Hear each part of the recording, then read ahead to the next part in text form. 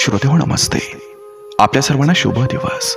श्रोतेहो, जीवनाचा प्रवास करत असताना जशी आपली नजर असते ना, तसंच बाहेरचं जग असतंय. ज्याला जशी माणसं हवी असतात ना, तशी माणसं त्याला सापडत जात असतात आणि नको त्या माणसांना आपण टाळू शकत असतोय. बळच कोणाच्या गळ्यात पडत असेल तर ते पडू न देणं हे सुद्धा आपल्याच हातात असतंय. तरी काही लोक अशा चुका करतात आणि नको त्यांच्या फंदात अडकत राहतात.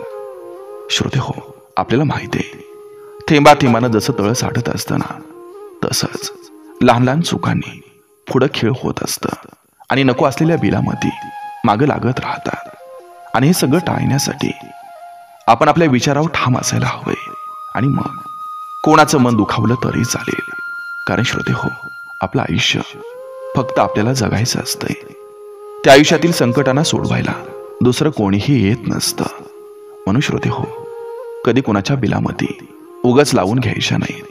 वेळी सावध राहायचं. नक्की विचार करूया. चला, आजही आपल्यासाठी सुंदर विचारांची ही शिदोरी, ही मालिका अशीच पुढे घेऊन आलोय. चला करूया सुरुवात सुंदर विचारांना, सुंदर सुविचारांना.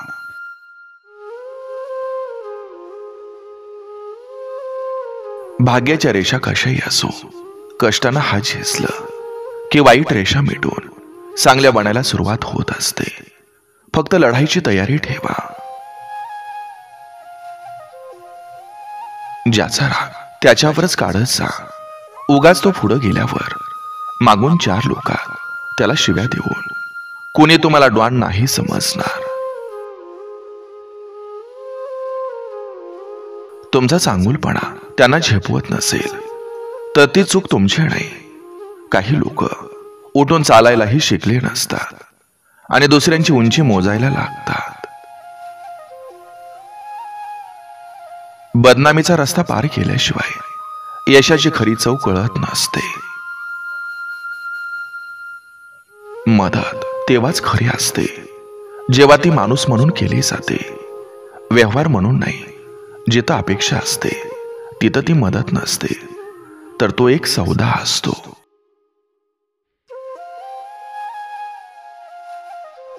काही लोकांची खासियत अगदी गटारीतल्या चिखलासारखी असते.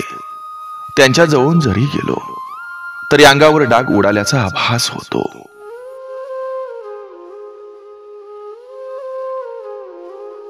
भूक मिटवणारी माती आणि चूक पचवणारी माणसं या दोघांशी गद्दारी केली तर नशीब सुद्धा साथ सोडतं. चुकीच्या लोकांची सगळ्यात मोठी ओळख, तुम्ही त्यांना कितीही मान द्या, ते तुम्हाला त्रास देणारच. आजूबाजूची माणसं परिस्थिती वाईट बनवतात आणि मग त्यात अडकलेला माणूस आपोआप वाईट बनत जातो.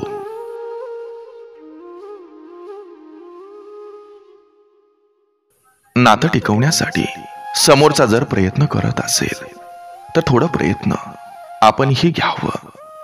आपण आपल्या सोयीनुसार वागू आणि समोरच्यानं शेवटपर्यंत आपली साथ द्यावी. हा निव्वळ स्वार्थ असतो. माणसाची स्वभावातील नाडी ओळखता आली की तो कुठं काडी लावतो हे चटकन समजतं.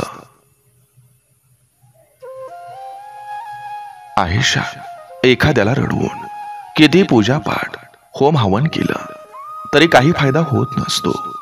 पण जर रोज एखाद्याच्या चेहऱ्यावर जर तुम्ही हसू आणलं तर साधी अगरबत्ती सुद्धा लावायची गरज पडत नसते. लावालावी करायची असेल तर ती झाडांची करा, माणसांची नाही. कारण एकदा का नात्यांना आग लागली की ते जळून खाक होतात.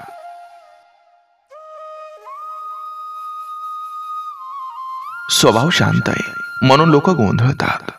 त्यांना वाटतं गप्प बसणारा माणूस असतो, पण विसरू नका, वाघ जेव्हा शांत असतो तेव्हाच तो सगळ्यात जास्त घातक असतो. जेव्हा लोकांना तुमचं कौतुक खटकायला लागतं तेव्हा लोक तुमची बदनामी सुरू करतात. संकटांशी झुंज देऊन स्वतःला उभं ठेवा, कारण तुमच्या बर्बादीची वाट पाहणाऱ्यांची संख्या ही खूप मोठी असते. जे होतं ते चांगलं होतं, जे आहे ते उत्तम आहे, आणि पुढे जे काही असेल ते अतिउत्तम असेल, आणि यालाच आयुष्याचं गणित सोडवणं म्हणतात. तारुण्याच्या गुरमीत केलेली पाप ही म्हातारपणीच्या हातबल काळात फेडावी लागत असतात.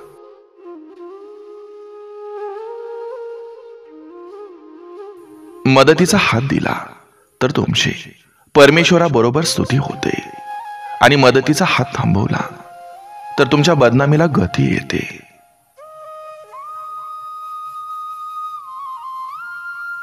बाई जेव्हा नातं निभावण्यावर येते तेव्हा तिची बरोबरी कोणताच पुरुष करू शकत नाही, आणि बाई जर धोकेबाजी करण्यावर आली तर तिच्या इतक्या खालच्या पातळीला पण कोणताच पुरुष जाऊ शकत नाही.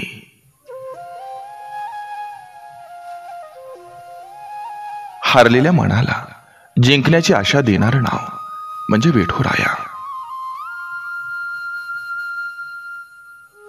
स्त्रीच्या मर्यादा तिला जास्त सुंदर बनवत असतात.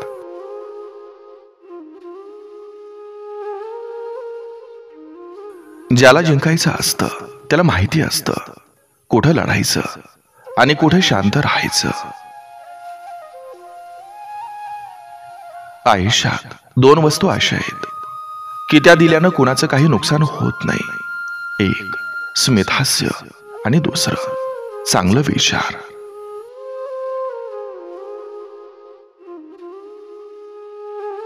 नातं म्हणजे फक्त एकदा जोडलेलं नातं नसतं, ते रोज नव्यानं जपावं लागतं. कधी समजुतीनं, कधी शांत राहून, कधी फक्त एक हसणं पुरेसं असतं दुरावलेलं मन जवळ आणायला. नात्यानं शब्द नाही लागत मोठमोठाले, फक्त थोडे आपलेपणा हवा असतो.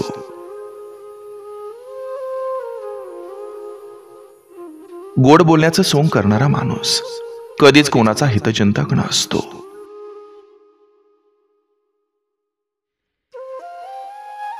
जो माणूस एकदा शांत होऊन जातो, जो कोणाशी काही बोलत नाही, कोणतीच तक्रार करत नाही, त्याच्या स्वाभिमानावर मनावर अनेक वार होतात तरी त्याला फरक पडत नाही किंवा तो उत्तर देत नाही, तेव्हा समजून जा की त्यानं त्याच्या मनातल्या मनात खूप मोठं वादळ दाबून धरले.